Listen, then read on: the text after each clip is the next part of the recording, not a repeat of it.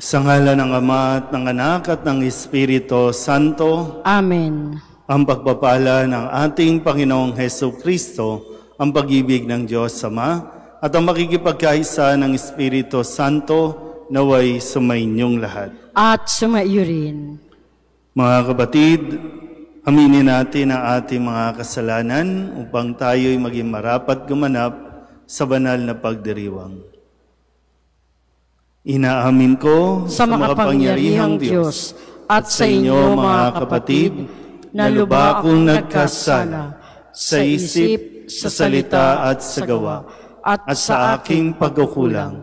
Kaya isinasamo ko sa mahal na Birheng Maria, sa lahat ng mga anghel at mga banal, at sa inyo mga kapatid na ako'y panalangin sa Panginoong ating Diyos. Kaawaan tayo ng makapangyarihang Diyos, patawarin tayo sa ating mga kasalanan at patnubayan tayo sa buhay na walang hanggan. Amen.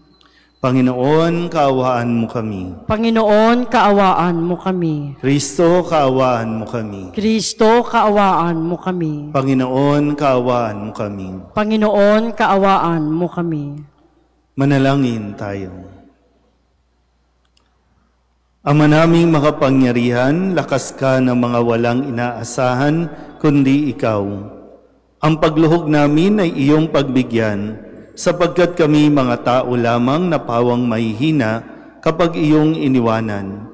Kaya naman kami lagi mong tulungan upang sa pagtupad ng iyong mga kautusan, ikaw ay aming mabigyang kasiyahan sa aming iniisip at ginagawa araw-araw. Sa pamamagitan ni Jesucristo, kasama ng Espiritu Santo, magpasawalang hanggan. Amen.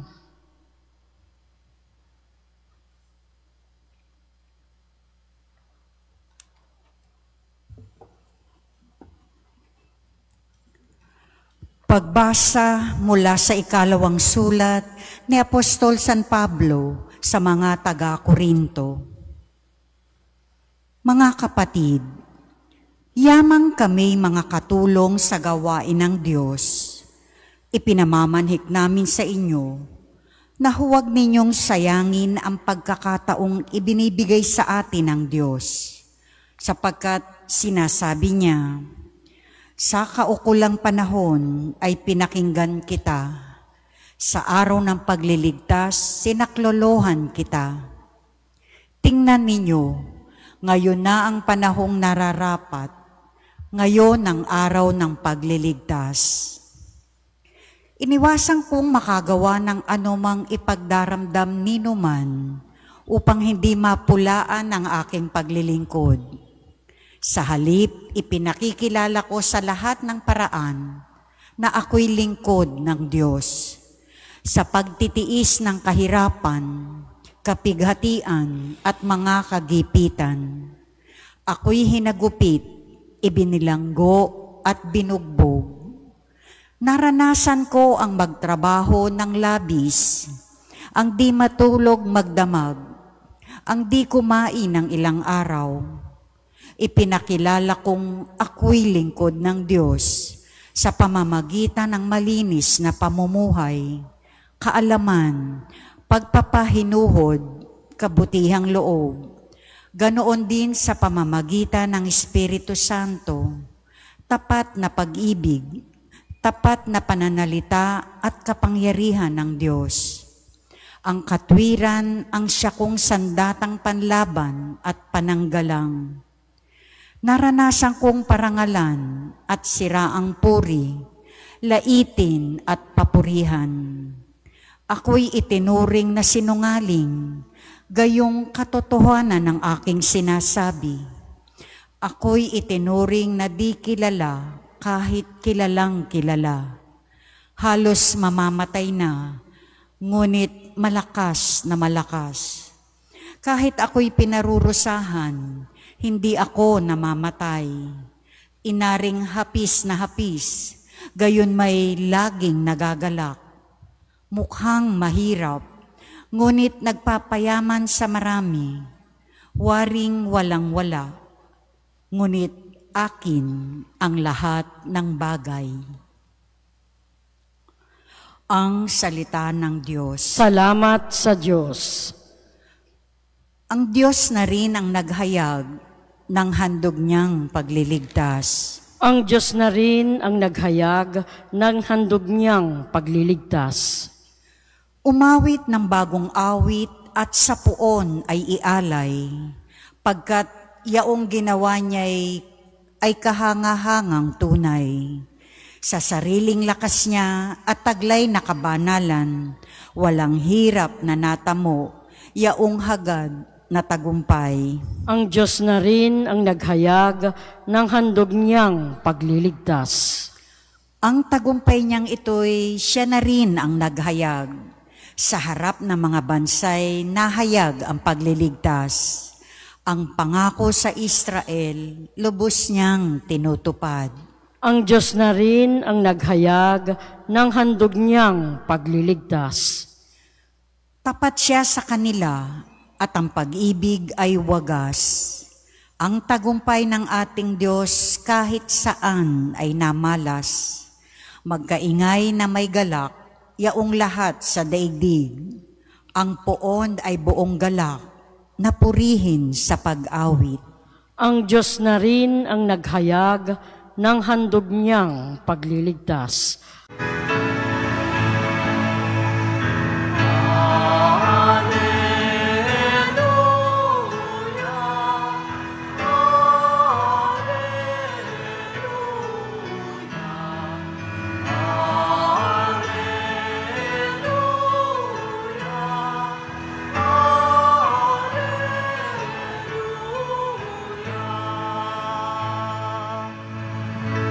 Sa daigdig ay laganap, liwanag na sumisikat, salitang buhay ng lahat.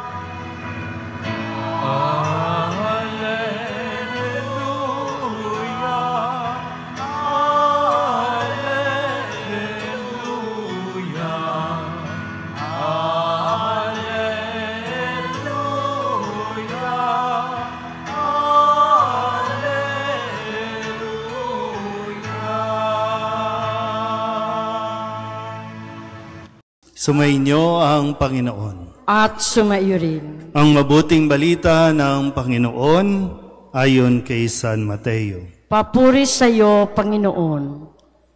Noong panahong iyon, sinabi ni Jesus sa kanyang mga alagad, "Narinig ninyo na sinabi, mata sa mata at ngipin sa ngipin. Ngunit ngayon sinasabi ko sa inyo, huwag ninyong labanan ang masamang tao. Kung may sumampal sa iyo sa kanang pisngi, iharap mo pa sa kanya ang kabila. Kung ipagsakdal ka nino man upang makuha ang iyong baro, ibigay mo sa kanya pati ang iyong balabal. Kung sapilitang ipapasan sa iyo ng manlulupig ang kanyang dala ng 1 kilometro, pasanin mo ito ng 2 kilometro. Magbigay ka sa nanghihingi sa iyo at huwag mong pahindian ang nanghihiram sa iyo." Ang mabuting balita ng Panginoon. Pinupuri ka namin, Panginoong Hesukristo. Isang magandang gabi po sa inyong lahat. Ngayon po ay Lunes ng ika-11 linggo sa karaniwang panahon. Meron po tayo narinig mula sa Ebanghelyo ni San Mateo na sinabing, narinig ninyo na sinabi, mata sa mata, ngipin sa ngipin. Ito po ang, kumbaga, batas na sinusunod ng mga Hudyo noon. Kaya nga ngayon, sabi ni Jesus, ngunit ito ang sinasabi ko. Ito ang sinasabi ng iba, ng tao, pero ito ang sinasabi ko sa inyo. Kadalasan, kung anong sinasabi ni Jesus, hindi natin pinakikinggan. At ang sinusunod natin at pinakikinggan natin, ang sinasabi ng tao. Yung tinatawag nating law of talion. Talion, no? Mula sa salitang retaliate, batas ng paghihiganti, gumanti ka. At noon talagang may batas na kapag napatay mo ang baka ng iyong kapitbahay, ang kapitbahay mo papatayin din ang baka mo. Yun yung batas. Kaya nga retaliate, revenge, paghihiganti. Kaya lang, hindi na matatapos ang gantihan kung patuloy na paiiralin ang ganitong batas. Kaya nga kung literal, mata sa mata, ilan na sa atin ang bulag. Ngipin sa ngipin, ilan na ang bungal sa atin ngayon. Pero, di ba? Seryoso ito, pero hindi natin ito siniseryoso. Kaya nga, ito ang sinasabi ko. Kapag may sumampal sa iyo sa kanang pisngi, ibigay mo pa yung kabila. O uwian na. Kasi hindi, Father, hindi pwede yan. No? Kaya nga pag minura ka, murahin mo din. O hindi natapos yung murahan. So alin ba talaga ang pakikinggan natin at ano ba talaga ang sinusunod natin? Gantihan tayo ng kailangan tayong gumanti. Dapat tayong gumanti. Ang sabi ni Jesus, huwag na. Huwag tayong gumanti kasi hindi matatapos yan. Kailangan, at least sa atin, tapusin na natin. Kung pag sinampal ka, ngayon lang naman masakit yan, bukas wala na yan. Kaya lang, kung iisipin mo nang iisipin yung kailangan, makaisa din ako Kaya araw-araw, inaabangan mo na lang Araw-araw, inaabangan mo kung ano ipopost niya kasi kailangan makapag-comment ka din Ay, hindi pwedeng siya lang ang magko-comment at magbabas sa akin. Dapat ako din.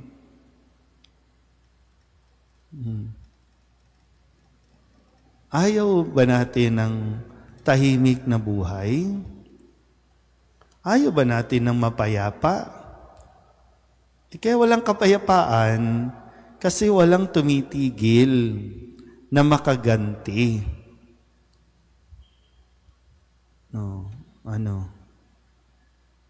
Hindi, wag na tatapusin ang misa to. Mag-uwian na po tayo. Di ba? Kahit nga dito sa simbahan natin, sa parokya natin, pag tinanggal ka, di okay. Pag umalis yung pare, bumalik ka. Kaya hindi natatapos din ang kaguluhan sa ating parokya. Kasi kapag may tinanggal, ay hindi titigil yan. Hanggat hindi nakakaganti. Sisiraan din yan ng iba. Kaya yung iba naman, sisiraan din ito. Hindi tayo natatapos. Pero lahat tayo, ay, praise Lord, Amen Lord, Amen.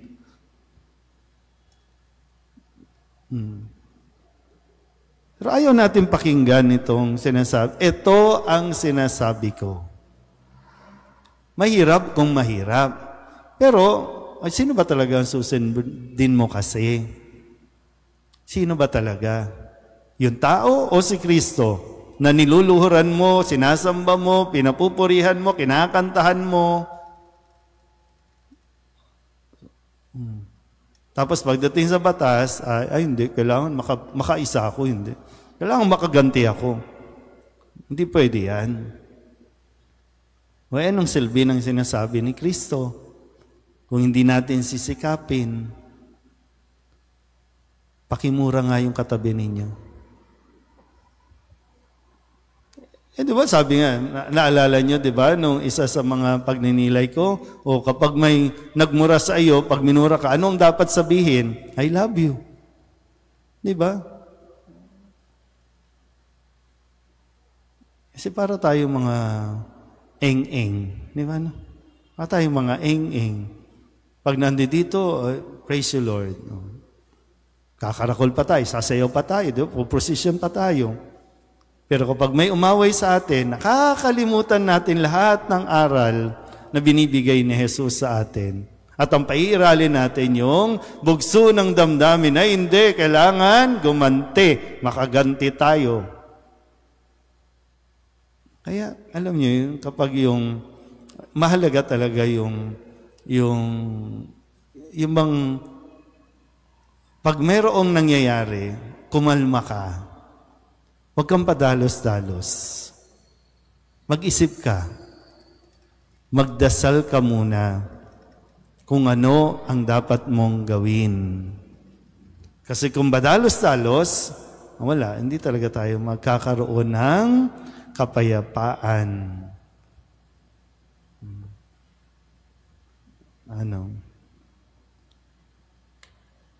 Wala, hindi talaga tayo matatapos dito. Kasi ayaw natin intindihin. Mabubuhay lang tayo sa sama ng loob. Mayroong kang, para ba alam mo yung sinasabi dito ni Jesus sa atin, mayroong kang pagkakataon baguhin ang takbo ng iyong buhay. Sa bawat araw, may pagkakataon tayo para isaayos ang ating buhay. At tandaan natin, sa gantihan, walang nananalo. Lahat masasaktan, lahat mabibigo. Kaya nung nangyari ito mismo kay Kristo, lahat na ginawa sa Kanya, pero ang sabi lang niya, patawarin mo sila, Ama, hindi nila alam ang kanilang ginagawa. Kung kaya't si Jesus, umakyat sa langit ng mapayapa. Amen?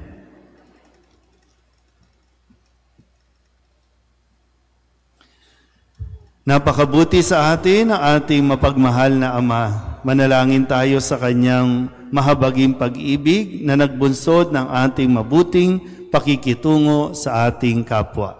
Ang ating pong itutugon, Ama, gawin mo kaming ganap sa iyong pag-ibig. Ama, gawin mo kaming ganap sa iyong pag-ibig.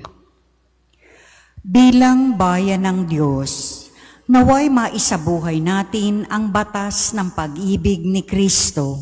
Manalangin tayo sa Panginoon. Ama, gawin mo kaming ganap sa iyong pag-ibig. Ang ating mga kaaway, maging yaong mga nakasakit at nakagawa sa atin ng masama sa anumang paraan, naway mapatawad natin. Manalangin tayo sa Panginoon. Ama, gawin mo kaming ganap sa iyong pag-ibig. Atin nawang maiwasan ang pagkakahiwa-hiwalay at pagkamakasarili para maiwaksi ang kasamaan sa pamamagitan ng paggawa ng kabutihan. Manalangin tayo sa Panginoon. Ama, gawin mo kaming ganap sa iyong pag-ibig. Ang mga pinaging manhid na ng pagkakasala, naway hipuin ng Espiritu ng Panginoon upang magbalik loob sila at magbagong buhay. Manalangin tayo sa Panginoon. Ama, gawin mo kaming ganap sa iyong pag-ibig. Ang ating mga mahal na yumao, naway ligtas na maakay pauwi sa piling ni Kristo. Manalangin tayo sa Panginoon. Ama, gawin mo kaming ganap sa iyong pag-ibig. Idulog din natin sa Panginoon ang ating mga personal na kahilingan at mga panalangin para sa ating mga pamilya, kasama din ang mga kahilingan ng mga nanonood sa online. Lahat ng mga misang pasasalamat, special na intensyon, agarang paggaling ng mga may sakit, at ang lahat ng mga kaluluwa na inihiling na ipagdasal sa misang ito.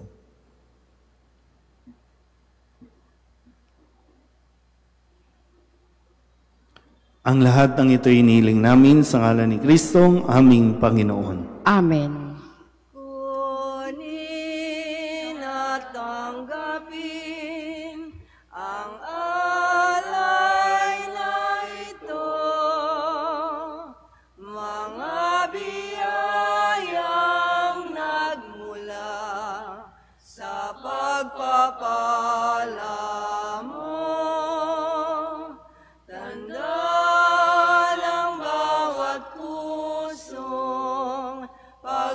at inibig mo, ngayon'y nananalig, nagmamahal sa'yo.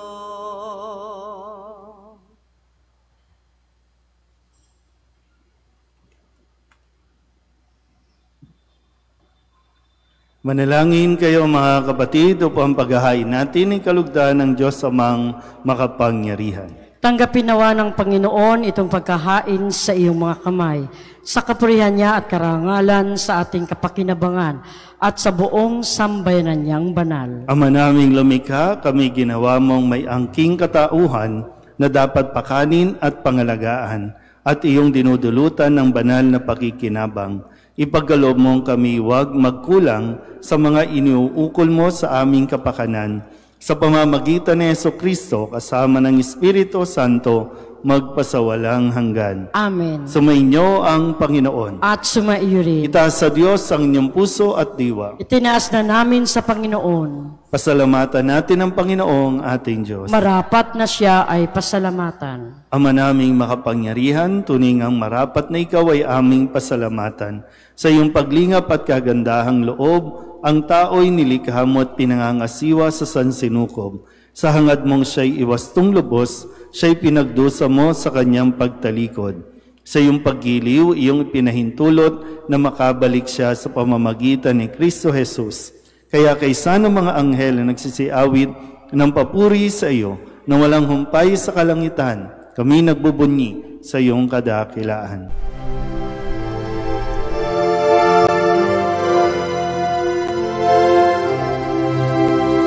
Santo, Santo, Santo, Panginoong Diyos makapangyarihan, napupuno ang langit at lupa ng kalwalhatian mo.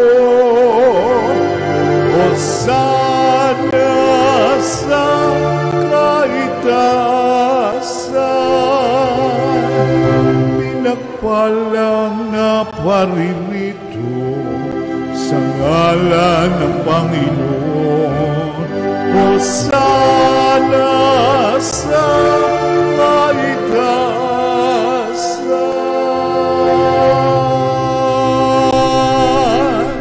Ama naming banal, ikaw ang bukal ng tanang kabanalan. Kaya't sa pamamagitan ng iyong Espiritu, gawin mong banal ang kaloob na ito upang para sa aming maging katawan at dugo ng aming Panginoong Jesucristo. Bago niya pinagtiis ang kusang loob na maging handog, inawakan niya ang tinapay, pinasalamatan kaniya, pinaghati-hati niya iyon, iniabot sa kanyang mga alagad at sinabi, "Tanggapin ninyong lahat ito at kanin, ito ang aking katawan na ihahandog para sa inyo."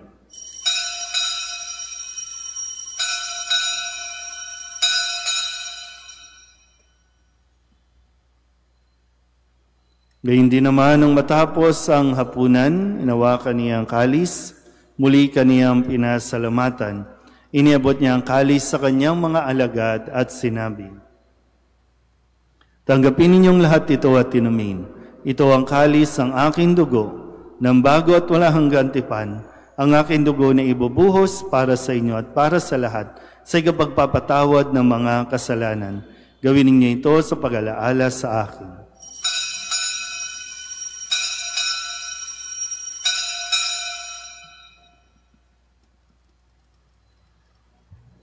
Ipagbunyi natin ang misteryo ng pananampalataya. Si Kristo'y namatay, si Kristo'y nabuhay, si Kristo'y babalik sa wakas ng panahon. Ama, ginagawa namin ngayon ang pag-alaala sa pagkamatay at muling pagkabuhay ng iyong anak. Kaya tiniaalay namin sa iyo ang tinapay na nagbibigay buhay at ang kalis na nagkakaloob ng kaligtasan.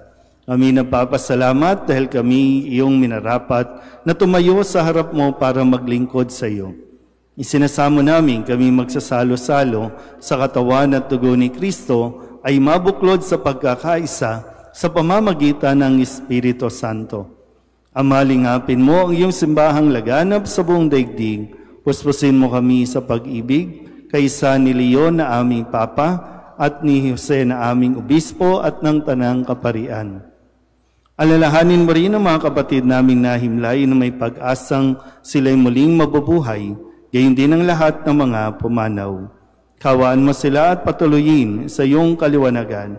Kawaan mo at pagindapating kaming lahat na makasalo sa iyong buhay na walang wakas.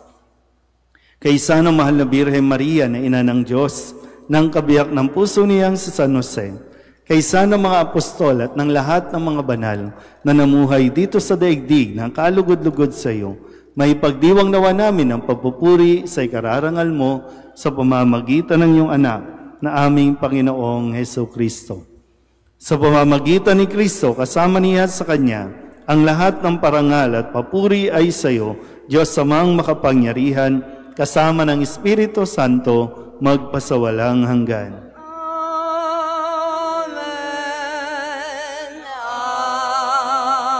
Amen. Amen. Amen. Sa tagubilin ng mga nakagagaling na utos at turo ni Jesus sa Panginoon natin at Diyos, ipahayag natin ang lakas loob.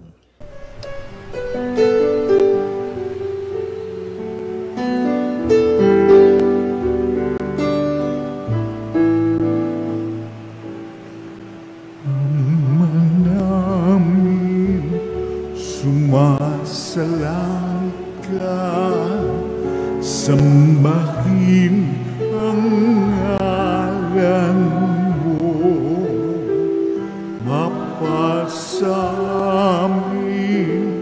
ang kaharian mo, sundin ang loob mo dito sa lupa para nang sa langit. Bigyan mo po kami ngayon ng aming kakanin sa araw-araw at patawarin mo kami sa aming mga sala para ng pagpapatawan namin sa nagkakasala sa amin, at huwag mo kaming ipagdulot sa tukso, at yadya mo kami sa lahat ng masama. Hinihiling namin kami iadya sa lahat ng masama, pagkalooban ng kapayapaan araw-araw, iligtas sa kasalanan at ilayo sa lahat ng kapahamakan, samantalang aming pinananabikan ang dakilang araw ng pagpapahayag ng tagapagligtas naming sa Hesukristo. Sapagkat iyo ang kaharian at ang kapangyarihan at ang kapurihan magpakailanman. Amen. Panginoong Hesukristo, sinabi mo sa iyong mga apostol, kapayapaan ang iniiwan ko sa inyo, ang aking kapayapaan ang binibigay ko sa inyo. Tunghayan mo ang aming pananampalataya at huwag ang aming mga pagkakasala. Pagkalooban mo kami ng kapayapaan at pagkakaisa ayon sa iyong kalooban, kasama ng Espiritu Santo, magpasawalang hanggan. Amen. Ang kapayapaan ng Panginoon ay laging sumainyo. At sumaiyo rin. Magbigayan po tayo ng kapayapaan sa isa't isa.